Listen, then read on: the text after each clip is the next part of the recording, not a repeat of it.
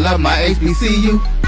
And boy, I love it, love it. I love it, love it. I love my HBCU. And man, I hope my team they won one. I hope my team they won one. Yeah, man. I hope my team they won one. I hope my team they won one. I tune into the HBCU Sports Lab to see if my team won or lost.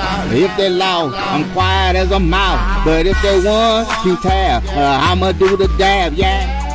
Dr. Cavill, he know what he be talking about. Mike and Charles, they know what they be talking about. They compress the analytic data with the hip hop. If you know them like I know them, they gon' tell you if your team, if they won or lost, and who the ball, So listen to Professor, yes sir, and pay attention, cause he gon' teach a lesson.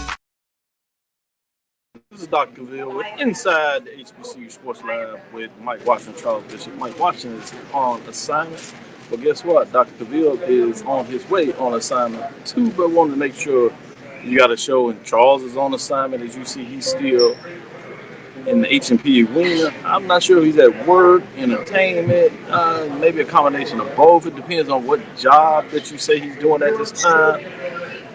He is international in so many ways, with multiple jobs, even for somebody that is supposedly no longer working in terms of right. But that's another discussion. With that being said, welcome to episode 639, if you would, of Inside the HBCU Sports Lab radio show and podcast, the show that's covering the sporting HBCU dash for all things HBCU sports, for institutions large and small, from the NCAA to the NAIA. We share insights and information on the HBCU sports culture, HBCU athletic aesthetics, to facilitate the story of HBCU athletic programs in the business of HBCU sports. In short, we call it HBCU sports pedagogy. I'm your host, Dr. Kenyatta, along with my co-host, Mike Watson and Charles Bishop. We are filming from various studios, literally me from the airport, if you can't tell. Charles, again, from the H&P arena, getting ready for the ball game. On all seriousness, Texas Southern gets to host a game in postseason. That's a big deal. First in the history of Texas Southern University in terms of hosting the game, in terms of tournament. They played back in the day, NIA, where they actually went to the championship game, one of the few HBCU women programs that say that. In all actuality, they lost in the championship game, gets to what an HBCU program in terms of Coppin State. History would have it remember that way, but one of the few programs that has banners from championship experience, both on the men's and women's side, just to throw a little homework in there, history in there, if you would. We're filming from our studios, as we said, give you all your updates. Shout out to KCOH 1230 AM Studios host Ralph Cooper, Hall of Famer, multi-Hall of Famer, Texas Southern University from Houston, Texas. As you see, we have a child that is not happy. Parents are carrying him away, so it kind of threw me off a little bit because I thought something was really wrong. Then I understand it's just a disgruntled kid. Many of us have been through that. I hate for it to be a black mama. It's not in that case because we know how that goes down still in this current generation. With that being said, let me quit talking and ask you, Charles, officially, how you doing today? Doing good, Doc, man. We got some great basketball action. We were watching Alabama State with that miraculous win on the other night. It's the Southern Jaguars, another huge win for their program. Both programs with firsts. So we talked about that a lot today in class, how important it is to acknowledge that history, to revel in that history, and really, enjoy with our SWAC cousins over here. So it was really good to watch Alabama State and Southern do well in the NCAA tournament. Hey, guess what? It's also not bad for the pocketbooks. There you go. Exactly. For those that have their concerns with the first four, I know a lot of people call it playing game. It's not that. At least the official title is the first four. So on our side, we're just going to talk about that. But when you get into it, financially, it's a huge statement. When you get in the tournament, you get a unit. If you can win a game, you get a unit. Some people still don't quite realize. I think most people by now realize, regardless it's the first four or all the way up to the Final Four until the championship game, you can get a unit for winning a game. And SWAC won a unit. With that being said, what's also big news, people probably have forgot because it was loud and then it kind of dissipated. This is the first year where the women's program will actually gain a unit as well in terms of that. So essentially, you have about a 1.8 to $2 million in terms of a unit. If you win the first game, you don't get a full amount for the unit you win, but you do get credit, which means essentially the payout to the conference will be right at about $2 million. Wow. In terms of what that looks like. So that's pretty important. The way the SWAC has it set up, that there is a larger percentage unit in terms of distribution that goes to the team that won the tournament championship. And after about 2 or 3 years ago, I know, credit to Dr. Kevin Granger, I got the help in some facets in regards to him putting a petition on the table in regards to get some additional funding if you're able to win the game. So not only the conference did that, but the team that wins it gets a larger share of that as well. That successfully passed a couple of years ago, and so now you're getting even a larger percentage. I would say anywhere between about 500K to 750 in terms of what that looks like in terms of the distribution from the SWAC. So that's a pretty significant. You can see why Ashley of Jackson State was really into that game and so much. He had already got the credit lying in his pockets with the SWAC championship game, the money associated with the Celebration Bowl. He could have did the double-double. Think about this. He had men's and women's in the semifinals. Was not able to get the women's in the finals, but obviously got the men's in the finals. So he was that close to at least getting that part of it. And ultimately, credit to Alabama State, they got it done. But think about what kind of pot you can get. You're talking about clearing to your own department without any of the other distribution, but just on the SWAC championship game, the Celebration Bowl, and winning women's and men's championship.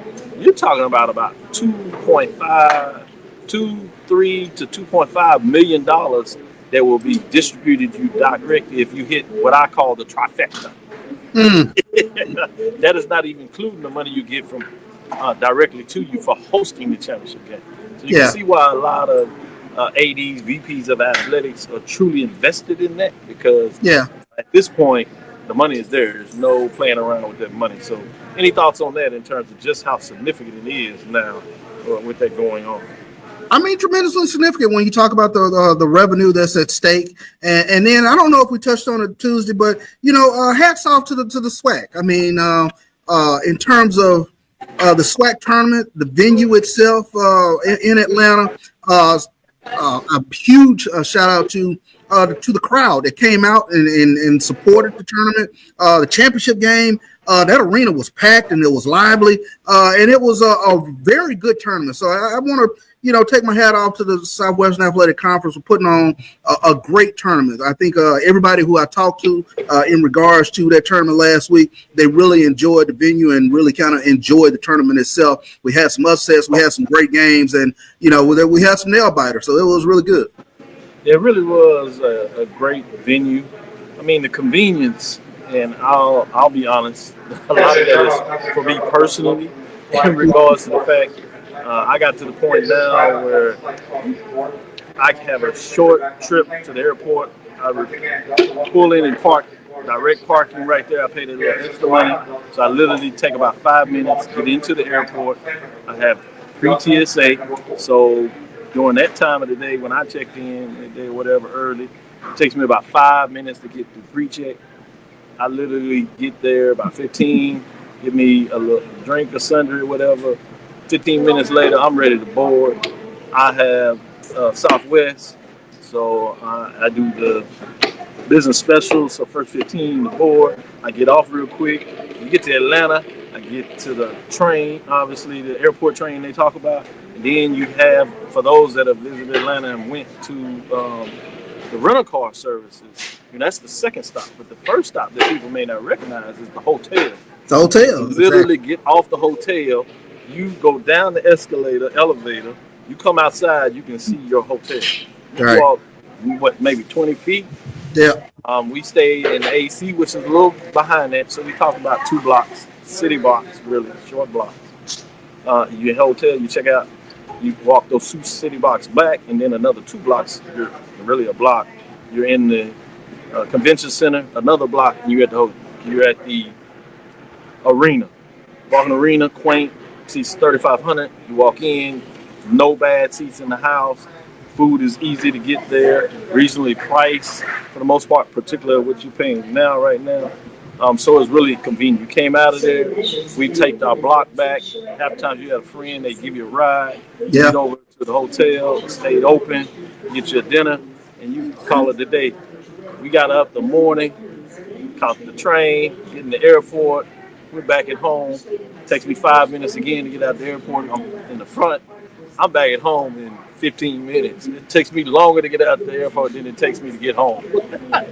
So I love it personally. I can't lie. It's just perfect. Right. Oh. Right. It's perfect. It was perfect. Yeah. So let me give an update that I wanted to finish on. I talked about the money coming out of the women's side now. So I want to tell you what that looks like.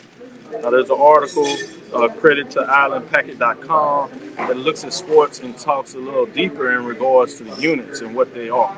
So the whole tournament, same on the men's side, women's side, there's a possible, because the women now do a first four, as you know, because we talked about Southern winning that game, and therefore making history with the first NCAA tournament win for them. But there's 132 possible units you can get if you start at the beginning and go all the way through the tournament, right? For the women this year, they'll distribute 15 million. Before, they were not distributing any money. People probably didn't really realize that. That was a quiet, ugly secret. Obviously, with the game blowing up, them also calling them to the carpet in some way, and it helped. The two kind of came together with the extra interest, and so they decided with the new deal, which was about 40% of that deal was credited to women, but it was a deal for all sports. But about 40% was associated with women's basketball. So with that, what they did is they decided to give all of them for that framework is that ultimately will increase over the years up to about 29 million, right under 30 million. But for 15 million pool this year, that is for every unit is just a little less than 100. It looks like we lost Dr. Cavill real quick. We'll try to get him back in here as close as, of course, we're both on location. Doc is in the airport right now, so fighting through some internet issues. I'm here in the HPNE arena, Texas Southern's home gym, for tonight's WNIT matchup between Texas Southern and St. Mary's. So why don't we do this? Let's take a quick break. We'll come back on the other side. We'll get back to some more HBCU news and notes, and we'll hopefully bring Dr. Cavill back in.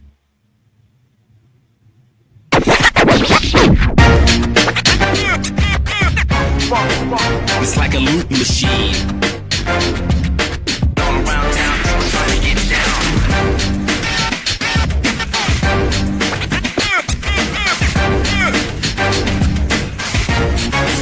It's like a loot machine.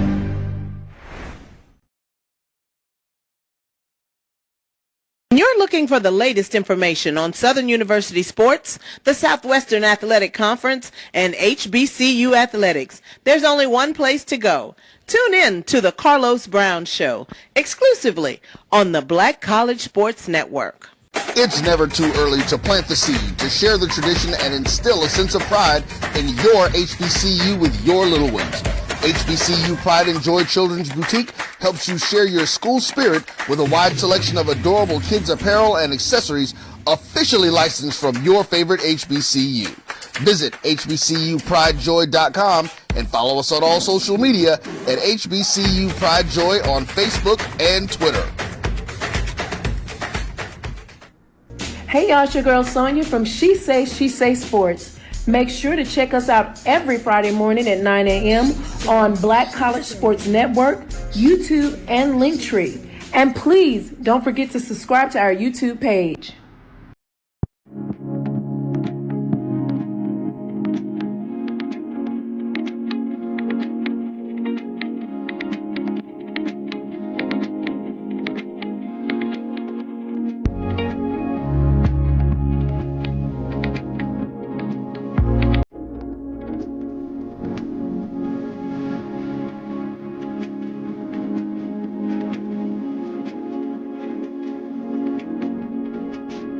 Compress the analytic data with your hip hop. If you know them like I know them, they gon' tell you if your team, if they wanna lose, and who the ball.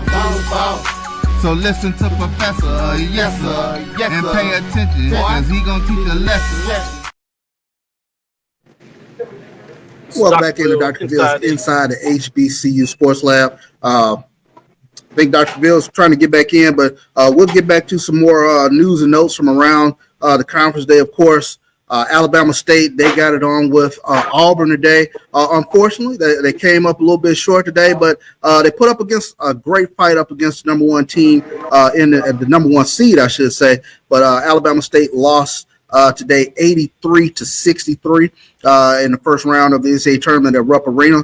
And I tell you what, it was a tough one. Johnny Brown for Auburn, he contributed with 14 points and 11 rebounds, marking his 19th double-double on the season. So Alabama State, they struggled, but they put up a pretty good effort today against Auburn. Amar Knox, he led the Hornets today with 18 points. So it was tremendous completion to the season for Alabama State in terms of getting to that point. Of course, we saw all throughout Sports Center and all over the place in terms of the home run pass for Alabama State to move on from the first four as they knocked out St. Francis. So kudos to Alabama State and their program for their accomplishments this season. Last night, huge one for Southern University Jaguar, the Lady Jaguars, as they knocked off San Diego last night. Many of us stayed up and watched that game on ESPNU, but I tell you what, a tremendous performance for the Southern Lady Jaguars as they marked their first four win in program history, knocking off San Diego last night 68-56. Their first ever in the tournament that sent them to the round of 64, where they will face UCLA on Friday. So definitely want to send shout outs to the Southern Lady Jaguar, to that program. Sanaya Reed, tremendous game for the Lady Jaguars, 24 points in that game. And Anaya Gordine, she chipped in 17 points and 7 rebounds in that game. So I tell you what, they did a tremendous job. As we got Dr. Cavill back on the screen. Hey, sorry about that. Good recovery. I was able to hear it, so I don't know what was going on in the picture, but you know, when you're remote, that happens a little bit. Let me finish out quickly before we get back to some other dialogue and talk. It's just, as I was saying, 132 units, 15 million that they're starting with that will go up and kick up to 29 million over the next 3 years. So if you're using the 15 million, each unit is worth about 115,000, if you would. So obviously it's additional money that goes to the SWAC office that will be distributed. So right now, the membership institutions should really be celebrating each other, you know, in regards to the fact that with the wins, obviously you like your conference to do well. But now it's even more of a financial benefit than ever before. So any thoughts on that in terms of the money line, as I like to talk about, the business of sports? The money line is significant. I tell you what, we talked a little bit about that today, and I think my class was fascinated to understand that there was a revenue quotient in terms of the units that these teams were able to acquire and the revenue that was associated with it. But it's another, I guess, for lack of better words, sort of a ticky mark that it's a feather in the cap for the SWAC in terms of playing in their first four game and the amount of revenue, and it tells you how big March Madness is in terms of even as we start the first four. That's a significant piece of change that's coming back into the conference. Yeah, good stuff. And let's remember that that's a payout guaranteed over 6 years. It will slightly increase over those 6 years. But every year you get that, it calculates out to 6 years that you'll get paid out that money. But think about this. That's 3 straight wins for the SWAC. So they double down. There's 3 times they've won in the tournament and won for the last 5 years. So when you talk about the money over that period of time, it really even doubles down in terms of what you're doing. So that's essentially over almost 9-10 year period when you think about the range of time that you're going to get that escalated money distribution. So Hopefully the presidents and chancellors see the value in this. I'm sure they do. Obviously they voted on it, but they use this money to actually reinvest into the program so they can continue to play at least the level they are now, hopefully even increase that level in terms of what that looks like. Did want to shout out Norfolk State history in themselves, that 12 seed in the NCAA tournament, so it's going to be interesting to see what they can do with that. We've always heard on the men's side, those 12-5 upsets. They have a couple on the women's side, but that's the first thing that came to me in terms of that. Willie said, what is the split? The split in terms of the conference, essentially, you get a unit. Everybody gets a unit just for being a member of the conference for one part of the distribution. So it's a full distribution. So the way it goes is you get your revenue that comes in, right? It's just like a business ledger. Revenue that comes in, you get your expenses. The conference does, and a lot of those expenses about the cost of obviously employees that are working with the conference, and then the expenses for putting on the tournaments. And people don't necessarily know how much that costs, but any revenue that comes in, minus the expenses, there is a placeholder in terms of expenses where you hold investment just like you do in a business line. In case things get a little ugly, you can pull from that war chest. Obviously, at one time they were paying for the expenses of the conference, first renting it out, then they purchased it, but now that's since been paid off. So now you don't have to worry about all you paying there for any additional tax and stuff like that, your taxes on the property and things of that nature. But that's the investment, so you can write a lot of that off.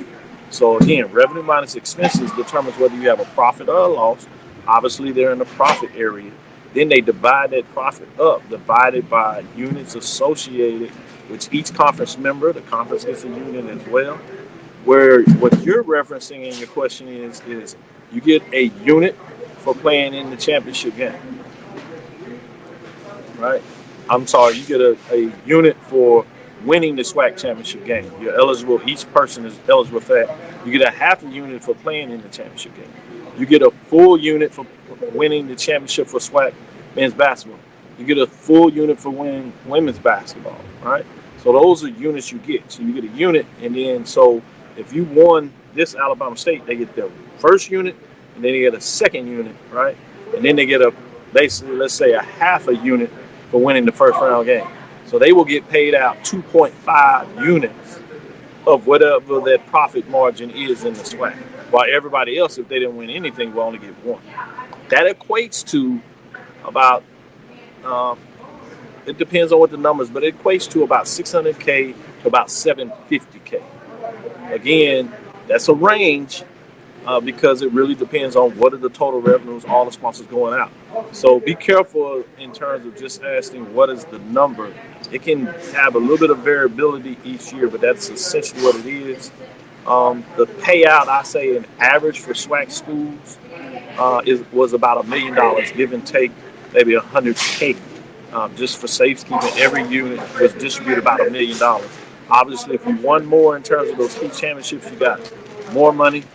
And if you didn't and you got the flat rate, you were closer to about $900K, $100 million. So essentially, if you win that tournament, you're talking about $1.5 million, $1.2 million distribution from the SWAC if you wanted to get a rough average of what that money looks like.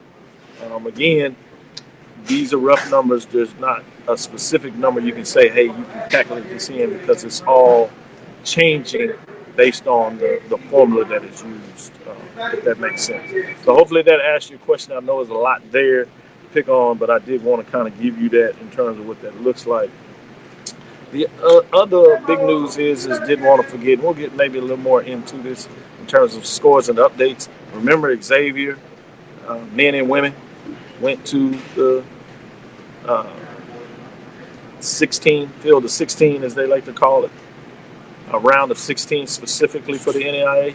Also remember Langston men and women also went to the round of 16. So they play today. So see if we can get you some scores of what that looks like. Had a Xavier game at halftime. They were big. Hopefully close it out. We'll get you some final there in terms of what that looks like. So I thought that was big, to making sure we're getting all the love there. And as we talked about on Tuesday, you have the Black College Invitational Championship kick off today. You have your consolation games tomorrow, and the championship on Saturday. So that's where I'm flying into actually to first do a presentation at CSRI for my research stuff I do, being part of the sports studies. Even though the dean, I still like to keep up with my academic side of writing papers, book chapters, making sure that I'm publishing as I'm asking the faculty to do. So I think I need to show what I'm asking to do, that I'm staying equivalent. Then I'm going to drive up to check out the constellation games, championship games before I get back home. Any thoughts on a lot going on there? Any area that you wanted to kind of provide some additional thoughts in terms of what I shared about breaking down distribution for the SWAC office or money associated with the NCAA? Well, I have like three things going right now. I was listening to you in terms of breaking it down, but it's like you can, I don't know if you can hear it, but I can really hear the arena right behind me. So no, we can't. I got the PA announcer like talking, so I'm like, yeah, I'm like leaning in. But again, that was fascinating, to kind of hear kind of the breakdown. I know another something that I at least wanted to touch on, but Landon Bussey looks like he will be taking the job at Chicago State. So moving on from Alcorn State to Chicago State. So there'll be a job opening there in the Southwestern Athletic Conference as far as taking over that Alcorn State basketball program. Yeah, we can give a little update on that before we close out, and then we come back and get into some other talking, some scores in terms of what that looks like. But to your point there, you hear a lot of these things at the tournament, where people are going. So before it was finalized, we heard a couple of birdies telling us that this was highly likely. It was not finished because usually in that there are the talks, and oftentimes a coach, Coach Bussey, to his credit, or any coach will be like, let me finish the season before we have any announcement, even if there's a quiet agreement going through the process, being respectful for that. But what people may not realize is that the relationship goes back. If you dig further enough and you start hearing about opportunity to coach, oftentimes, obviously, they got to do their part and have some winning background, so everybody involved with the institution that they may be going to sees the value in it. But oftentimes, the hiring manager, which oftentimes is the VP of athletics or director of athletics, which in this case was Dr. Monique Carroll. She is the VP and director of athletics at Chicago State. They're in the process of bringing back football. Remember, they sought membership in the MEAC. ADs voted for it. The president voted it down. A lot of that was based on the fact they could not guarantee that they were going to bring football. They wanted to go through the process. With that being said, she was formerly at Prairie View. She was under Ashley Robinson. If you remember back then, there was an assistant coach that was at Prairie View. His name is Bussey. Landon Bussey, yeah. So there was some mutual acquaintance, at the very least, if not, those respecting each other, knowing each other, and probably developing some type of professional relationship where it wasn't hard for her to land and say, this is somebody I want to talk more to. It worked out, and to his credit, I think it's a great win for Chicago State. A tough loss for Alcorn State. I know they might have wanted a championship. Obviously, had a couple of regular season championships, but that's kind of the nature of the business these days. So I did want to share that additional context since you brought it to the table, which is a great point.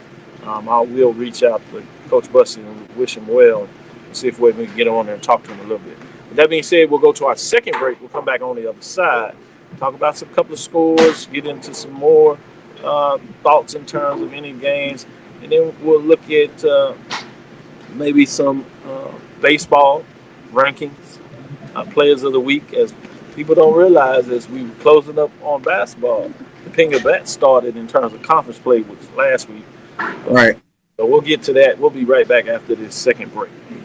Since 2002, Empowerment Resources, Inc., a nonprofit organization, has empowered more than 1,500 youth and adults in Duval and surrounding counties through its programs Journey into Womanhood, Girls Mentoring, Life Skills for Teens, and parenting education coaching. To get involved with programs, volunteer, or donate, visit www.empowermentresourcesinc.org. Follow us on social media, facebook.com/empowerment.resources and instagram.com/empowermentJAX.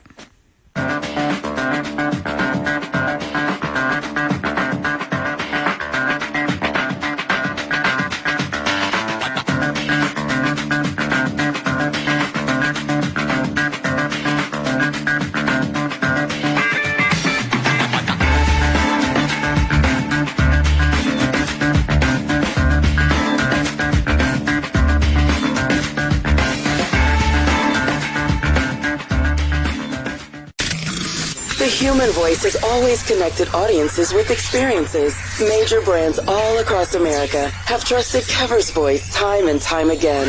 Conversational, powerhouse, intelligent, and sincere. That's the voice you need for your creative marketing process. KEAVERSVOICE.com. CAVIL'S Voice, CAVIL'S Voice, CAVIL'sVoice.com. Always on, all the time.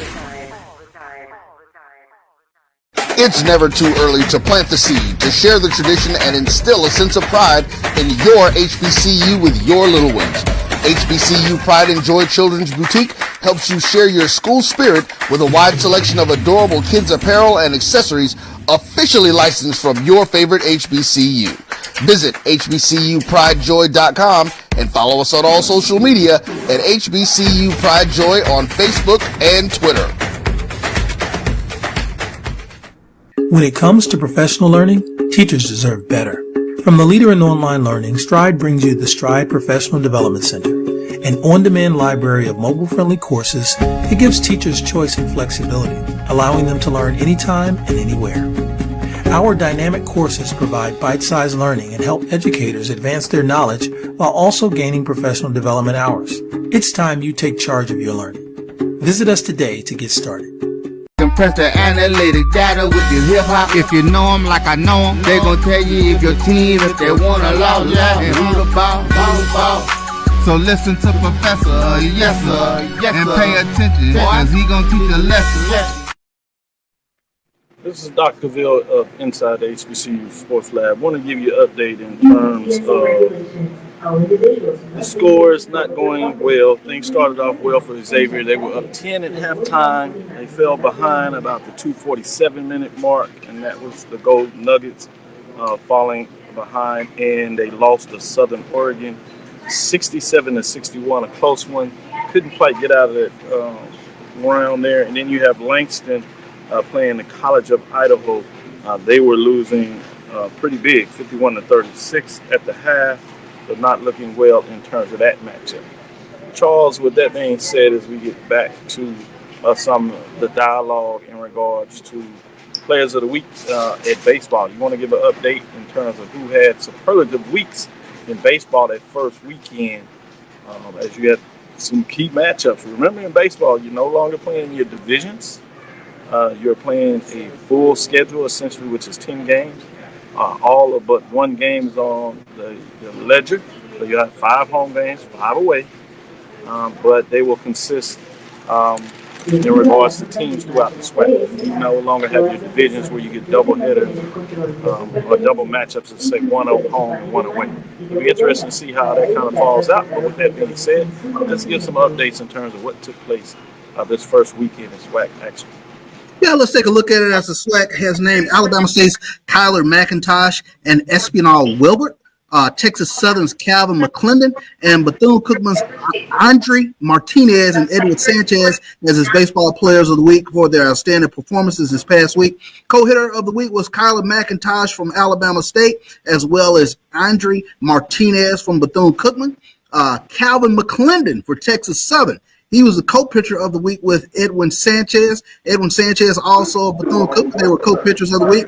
And the co-newcomers of the week. A lot of representation from Bethune-Cookman. Edwin Sanchez from Bethune-Cookman. And also co-newcomer of the week was Espinal Wilbert from Alabama State. So those were your for baseball in terms of getting it done. I think you got a few teams that jumped out. They came out sweeping folks this week, Dr. Cavill. Yeah, some people right out the boom rooms. Then matchup for Prairie View and Jackson State in terms of what took place on the field. Obviously, you've heard what happened off the field. But I would say at home, there's 2 key wins for Prairie View over Jackson State and tough losses for Jackson State. I think it gets pretty tough for both teams because they did get suspended a couple of players. It could be even more challenging for Jackson State, and you're in a hole 1-2 versus at least having the 2-1, but we'll see how that plays out. Prairie View has Southern. It is at home, so it'll be interesting to see how that plays out in terms of them needing that. Might be able to find a way to get out there Sunday to give you a face-to-face eye test of what takes place there. give you some updates there. Any other thoughts in terms of the baseball matchups that kind of have your eyes this week? Well, before we get to the matchups, let's take a look at the first poll of Black College Nines in terms of the top 10 going into this week. But we start out at number 10. Coppin State comes in, checks in at number 10 in the Black College Nines baseball poll. North Carolina A&T at number 9. Prairie View, I'm sure they'll move up in the polls this upcoming week. They check in at number 8. Grambling at number 7. Texas Southern was at 6. Southern University Jaguars check in at number 5. Bethune-Cookman was number 4. Florida A&M number 3. Jackson State number 2. And then Alabama State number 1. That's in the large school poll. On the small school poll, we take a look at it. Payne College checks in at number 10. Morehouse at number 9. Dillard checks in at 8. Florida Memorial, that was 7th this past week. Edward Waters was 6th. Albany State, interesting. 13 and 12 on the season. They check in at number 5. Wiley College, they've already played 34 games. They are 17 and 11. They check in at number 4. Miles College is at 14 and 7. And Savannah State checks in at number 2. 13 and 6. And then the number 1 team in the small college poll is Talladega. They are 20 and 8 on the season, Doc. Any of those stand out to you in regards to what they look like of some of those teams, if nothing else in terms of the record? Anything has you excited about what's going on, whether it's the small, what we call mid-major level, or the large as they talk about the major level? Yeah, I think we always see Albany State somewhere in the upper echelon. They are number 5. That's why 13 and 12 on the season, but they normally have a pretty strong baseball team. Got an opportunity to really watch in the Black College World Series teams like Edward Waters, right there in the mid at 6-7. Strong stuff.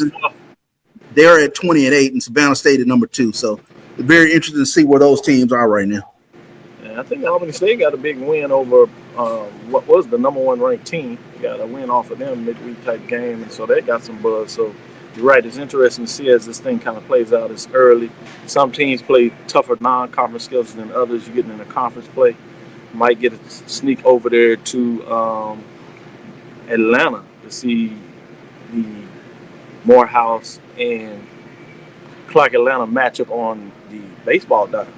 So I'm interested to see what that looks like. Obviously, I got to see baseball, but I'm excited about what that may bring in terms of that. So a lot going on in terms of those matchups. Let's take a little more time. Wanted to make sure it's clear on Xavier. That was the women. Go to Nuggets in terms of losing that matchup. And then Langston was the men. We still have Langston winning.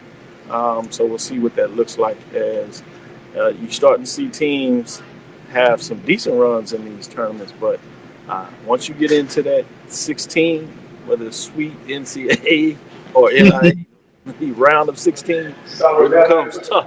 Sledding to get in there. You get to that Elite 8, next 8, the last 4 standing. It's going to be fascinating to see. Langston didn't have the kind of season we may have thought after coming off a championship. That's why when you have those opportunities, they're so treasured. It's just hard, and I don't think people often recognize that. So that's where you get a lot of credit in terms of what Texas Southern did in basketball, of winning those 3 tournament championships in a row. When you get on those kind of rolls, it's very precious in terms of what it looks like. What are your thoughts in terms of seeing a team have success in one tournament or 1 year versus being able to do it consistently over a couple of years? What are your thoughts on the difference of what that looks like? In terms of basketball? Yeah, in basketball or any sport really. Can you see teams? You don't see it. We haven't seen it in football since Grambling, I think, with Doug Williams when they won the 3. Obviously, credit to Coach Prime. He won 2 in a row.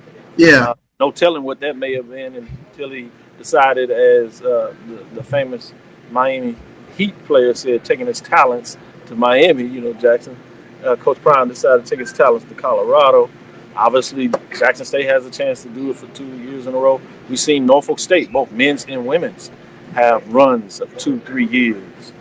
So it's interesting. The women are currently on a 3-year streak. Obviously, Norfolk a couple of years ago did it. So I'm asking for that framework. Any sport, baseball, track and field dominance we've seen over multiple years. Yeah. What is your measuring stick between celebrating, obviously, a team to their credit or a coach in terms of winning a championship versus maybe the program health of being able to win multiple championships over a series of years?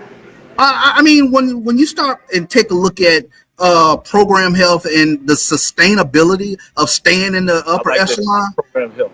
Yeah, I mean that's very tough to do, and we've talked about how difficult it is to do in today's day and age, where you just don't have 1, 2, or 3 teams just dominating all over the place. Everybody is in the business of winning, and I think that's what makes it so very difficult to maintain, being in the upper echelon year to year to year. So when you see it, you have to acknowledge that bit of history and acknowledge, how difficult it is in today's day and age in terms of the sporting environment to stay in the top tier, to stay in a championship game. You take a look at, I think it's phenomenal. You take a look at TC with regards to winning the Celebration Bowl, and somebody pointed out the other day, like, listen, he's rebuilt this football team without the Heisman Trophy winner who was at that program and a potential top 5 quarterback that's at that program. So that is phenomenal to take a look at that from that aspect. You take a look at what Norfolk State does from a basketball standpoint, men's and women's programs that are perennially, within the top 3, top 2, if you will, of the MEAC. So it's phenomenal to sit back and kind of watch, because that there's much more parity in both conferences now. Yeah, good stuff. I can't get over the fact that you got the 30 wins from Norfolk State. Yeah. Only 4 losses on the season. They play a really good non-conference schedule. This year included multiple teams from the SEC. I think 3 of them. They won 2 of those matchups. So it's going to be interesting to see where that gold program is. And I'm not sure if people realize this, is the head coach is actually a Norfolk State graduate on the women's side, right? And his family is there. I'm not sure if he has a huge desire to go somewhere else. And usually the natural step is like we've seen with Jackson State previous coach, where you possibly can get elevated if you have that level of success. But usually they're going to ask you to go to the mid-major, which the money is significant but not always that significant. So it'll be interesting what that looks like for Vickers there, and Vickers, I should say, at Norfolk State on the women's side. I'm not sure if he's ready to move. Yeah, and I find it kind of fascinating. Even the coaches are kind of feeling themselves. Robert Jones made a big point. Like, how dare you all have us that big an underdog? Like, we play basketball over here too. So, it's very interesting, those programs that are healthy like that in certain sports. Yeah, no doubt. And when you talk about Coach Jones, his salary is really nice. I'm hearing it's $400K maybe. It's going to take somebody, and I think he gets some of those deals that you hear now where he gets percentage of game guarantees. So it's not as easy for folks to come pluck in. I think a couple of years ago, when some teams were looking, he was probably at a position where you can get him, and they saw the value in him, and so they found a way to pay him. He justifies, obviously, the money in terms of what he's bringing in those championships. The conference and his school are still getting paid for those tournaments that he's won a couple of years ago, and then he also got him a first 4 win. So that's dividends now. So fascinating when you think about it like that. Let's take our last break. We'll come back on the other side, get into a couple of other thoughts. As you said, maybe some baseball matchups, and call it a show. Let's face it, shopping for insurance can be time-consuming. That's why when it comes to your auto, home, and life insurance needs, make things simple and trust the experts at Allstate. They will help you get the coverage that fits your needs while helping you bundle your life, home, and auto policies. Bundling saves you money, sure, but it also saves you time, so you can enjoy the things that matter most even more. Contact me, Tammy Haynes, your local agent, for a free personalized insurance quote. Allstate, are you in good hands? There's a shot. Right. Might be. It could be. Right field. Grand slam.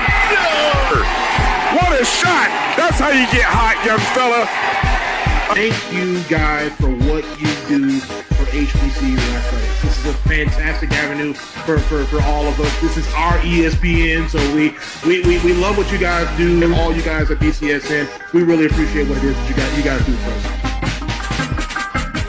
Are you hungry for authentic Caribbean food like jerk chicken, oxtail, red snapper, shrimp, tofu, and rasta pasta? Well, find your way over to Mango's Caribbean Restaurant, 180 Auburn Avenue, right next to Royal Peacock in downtown Atlanta. Them belly full, but we hungry. Mango's Caribbean Restaurant, open daily from 11 a.m. to 10 p.m. And on Friday and Saturday, we're open till 4 a.m. Come to Mango's and put some spice in your life. Oh, we've got a good thing going. Mango's Caribbean Restaurant, 180 Auburn Avenue, right next to Royal Peacock in downtown Atlanta. For more info or directions, call 404-698-3992 or log on to mangoscaribbeanrestaurant.com. For instant coupons, text MANGOS to 313131. Tell your mama hungry, papa hungry, brother hungry. Mango's Caribbean Restaurant, authentic Caribbean cuisines. Open up the door, tell them mama hungry. The Cuvée Group is a Florida-based marketing and training consulting firm. We help businesses communicate to their target audience and engage them in conversation. We also help to expand their audiences, which will ultimately result in growth for those organizations.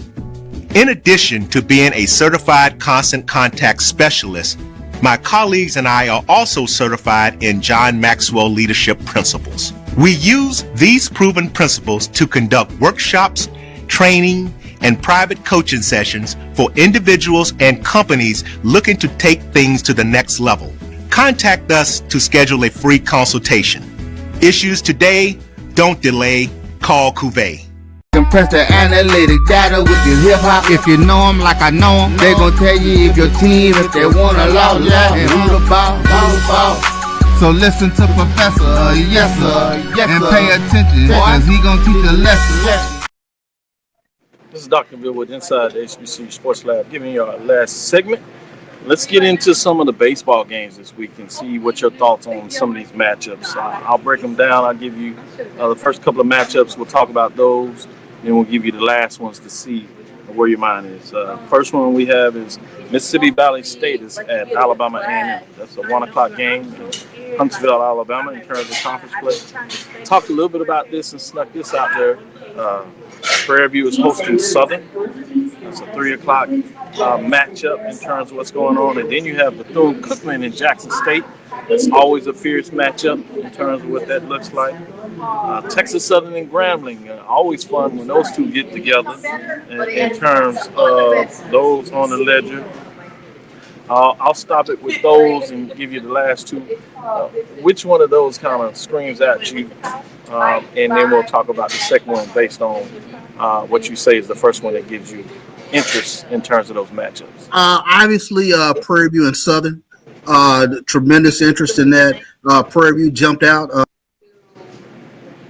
Like you got to type in the first letter of the word. You can do a reorder. Kind of a little freeze there. So he was talking about some of those key matchups.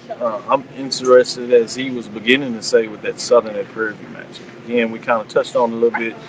You had the announcement because of the annex that took place last weekend with the Jackson State Southern matchup, where 9 players suspended. Not sure of the breakdown between the teams, but Charles was getting into this week's matchup with Southern and Prairie View. So I just kind of obviously running back into some internet issues once again here, but in terms of taking a look at some of the breakdown of some of these games, Southern and Prairie View be very interesting. Southern makes a trip over here to Prairie View. Prairie View big series win over Jackson State. Took 2 out of 3 from Jackson State, but they get nemesis in terms of Southern coming to town, and that Southern baseball team always a very tough baseball team.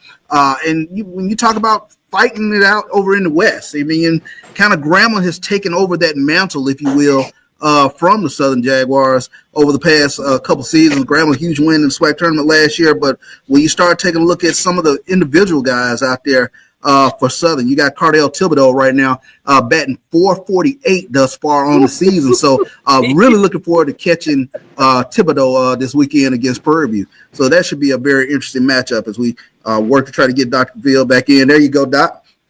Yeah, that's a good stuff when you talk about hitting over 400. Yeah. I don't care what level you're putting the bat on the ball. That's pretty good stuff. So fascinating. Like I said, I'll try to get out this Sunday. I'll give you a holler and see what your schedule is. If you, I know you baseball sneak out there. But the other one that's interesting is Texas Southern at Grambling. Those two programs have historic matchups. No matter where they are in terms of how the teams are playing, when they get together, it's Donnybrook in terms of the interest there. So I'm fascinating. You know, that's an old Western division that goes back before expansion to even the split division. It goes back a while in terms of baseball, really to the 50s when both teams entered the league. First Texas Southern, and a couple of years later, Grambling, along with Jackson State, entered the league. So fascinating with the matchup. You've seen it for yourself with your own eyes. What are your thoughts in terms of Texas Southern Grambling? Right now, both teams batting is way ahead of the pitching. So I'm looking for some slugfest, if you will, in Grambling this weekend. And we watched Grambling up close when they came out here in the Cactus Jack. They can hit the baseball. So I think their bats are still getting up and going as well as Texas Southern. So I'm very interested to see, especially in the early part of the season where everybody's pitching is early in conference play. And Doc, you got to mention this. Bethune-Cookman visiting Jackson State this weekend. That's going to be huge. I was going to get into that one. We got a little time. I'm going to let you get that one in there. That goes back to the days of the Eastern Division. Ever since Bethune-Cookman joined the league as the 11th and 12th member along with FAMU, those matchups between Jackson State, FAMU, and this one, obviously Bethune-Cookman and Jackson State have been intense, really good baseball being played. Obviously, we'll have to see just how much of those players suspended may hurt them. But regardless, you know they're going to be playing home series 2. Jackson State, after dropping 2 to Prairie View, want to find a way to get the series at home. They want to find a way, let's be frank, to get at least 2 out of 3. If somehow they can find a way to bring out the brooms, they certainly will take any and all of that, which is going to be tough. But can they get at least 2? What are your thoughts, Charles? I mean, perennially Bethune-Cookman, they bring a tough pitching staff. So getting a sweep is going to be very, very hard. But one thing we know about Jackson State, they can really hit the ball. Right now, they're number 1 in the SWAC in pitching, which I think is very interesting. They got some pretty good arms. But it's like when we start kind of taking a look at these 3-game series, after we get through Friday night, who is up? Who is the game 2 and game 3 starter, and can they give you quality innings over the weekend? So those are the things that you kind of start paying attention to. And like I said, Bethune-Cookman perennially has one of the better pitching staffs in the SWAC. So that's going to be a fascinating weekend series, as well as Alabama State visiting. Reading my mind. FAMU. That's going to be another. I got to hear your thoughts on some. FAMU hitting the road between Alabama State, and this has obviously been a really good rivalry in terms of when FAMU joined, they were really ascending in the MEAC. Alabama State was coming off, really doing well in the SWAC, getting some of their first championship wins, doubling down on getting their second one under the new coach that was previously assistant coach in terms of what that looks like. But not only you have that, the closeness of these two institutions, right? How they have had fierce rivalries in football. Obviously, FAMU has gotten the best of that. So some people say rivalries don't start until the other team wins.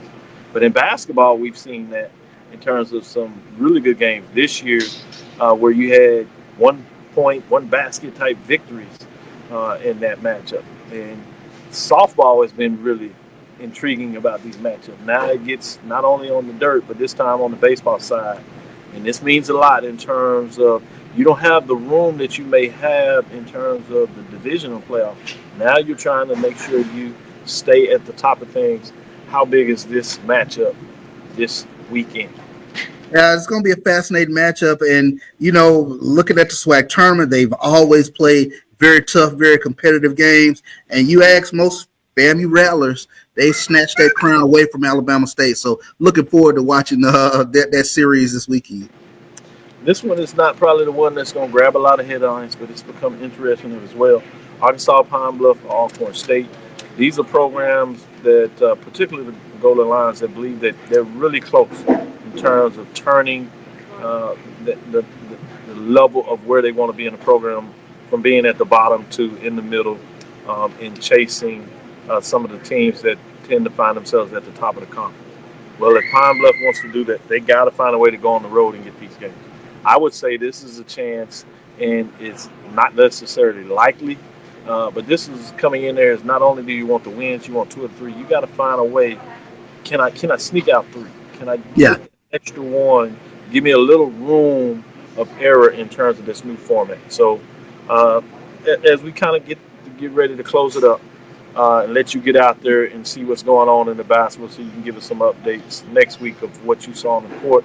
I know you are highly energized, and the crowd is humming out there to tell you to come on. But if you would give some final thoughts in terms of the Arkansas Pine Bluff, and then we'll close it out. Like you said, that's a program that's been close.